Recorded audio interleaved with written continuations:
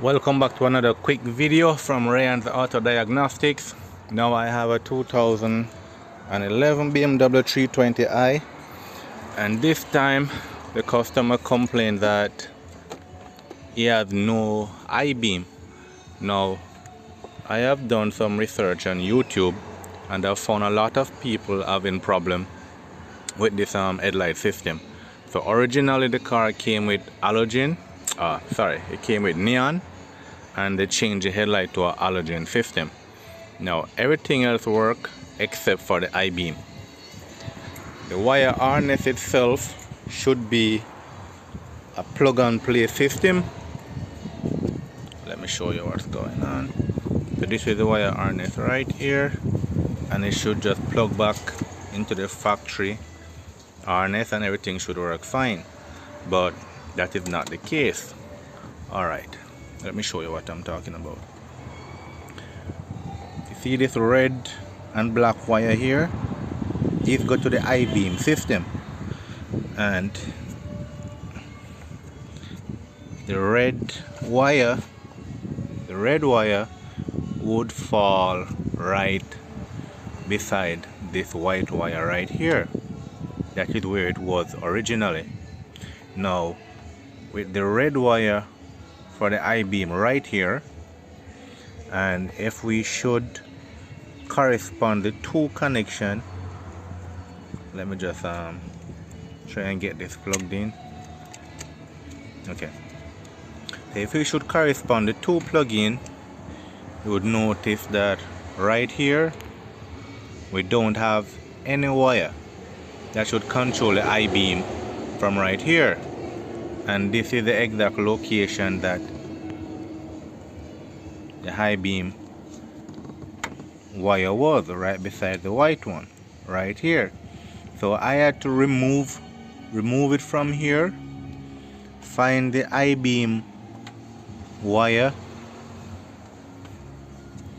Let me try and put this in proper orientation so you guys can follow. Alright, so the I-beam wire is actually this wire right down here, this brown with yellow connection. Let me try and get that up. Brown with yellow. This is for the I-beam. Alright, so you have to remove from the aftermarket light, you have to remove the red wire from here and put it down here so it corresponds with this pin right here, with this brown with yellow pin. Alright, that is one. Now the next problem is that people are saying that it requires coding. Well, it does not require any coding. Right, I'll show you what's the problem. I've tried coding it, removing the neon system from the vehicle order, and I've coded out quite a few other stuff trying to get it work. All of that did not work. So I'm going to show you what I did to get the system up, going and working. So this is step one, right? Changing the location of the red wire to where it says number 2 right here in the connection. That's where the red wire should go.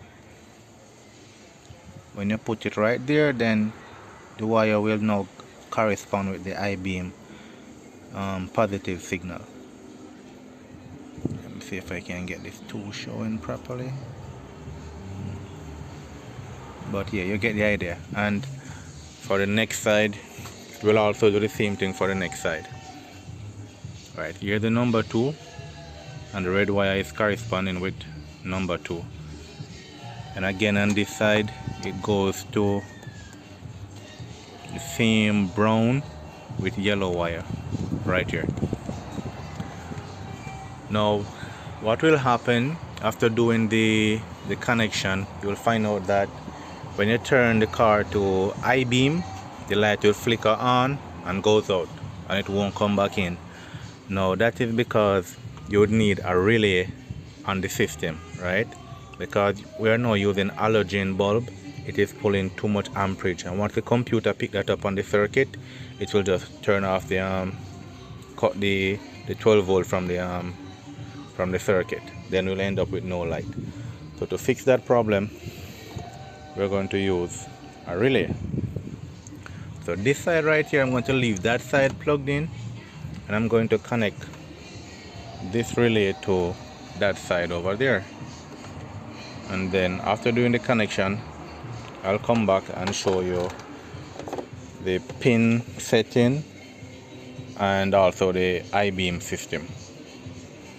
So just give me a few and let me get this all wired up and show you what is what.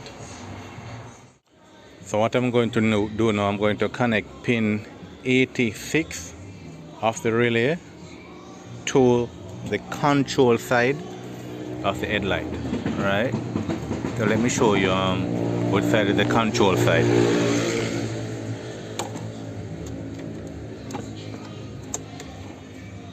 So that this brown with yellow wire that I've been showing you, this is the I-beam signal, and this is what I'm going to connect pin 86 to get the signal to activate the relay. Right, so let me trying to do this with one hand, it's kind of hard. So with this connected,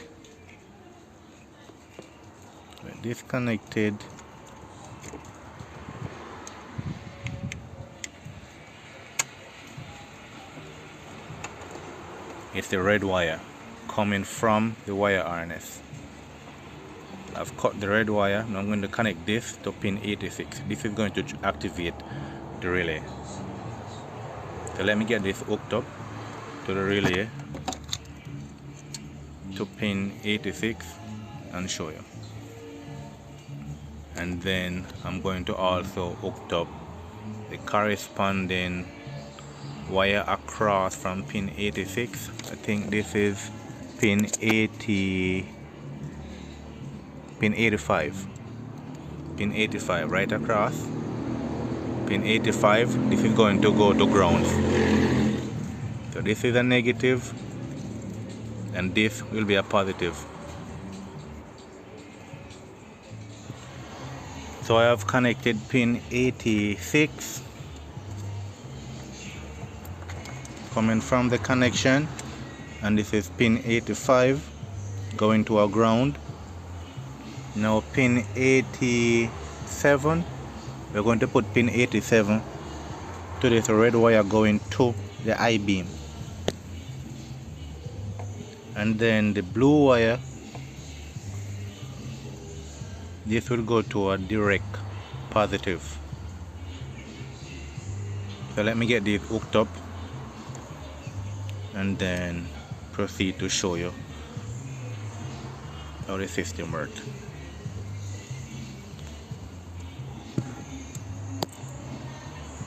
So I have pin 87 connected directly to the I-beam. Now pin 30 is going to go to a positive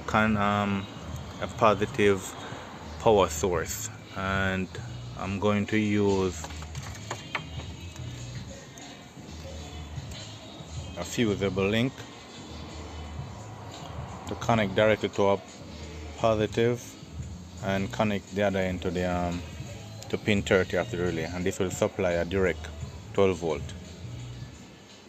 So the connection is now completed, and our constant 12 volt is coming from the positive that supplies the fan.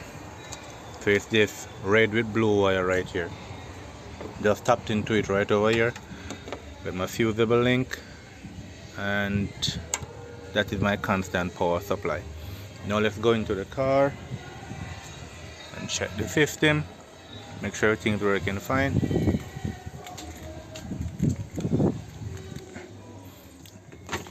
Just turn this on.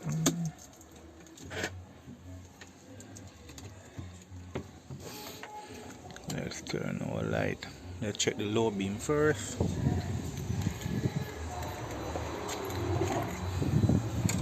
We have low beam. beam.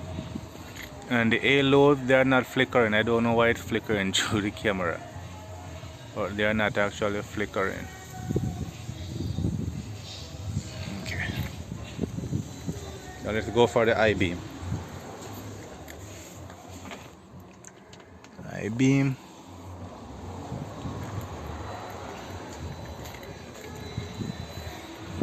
And we have I-beam.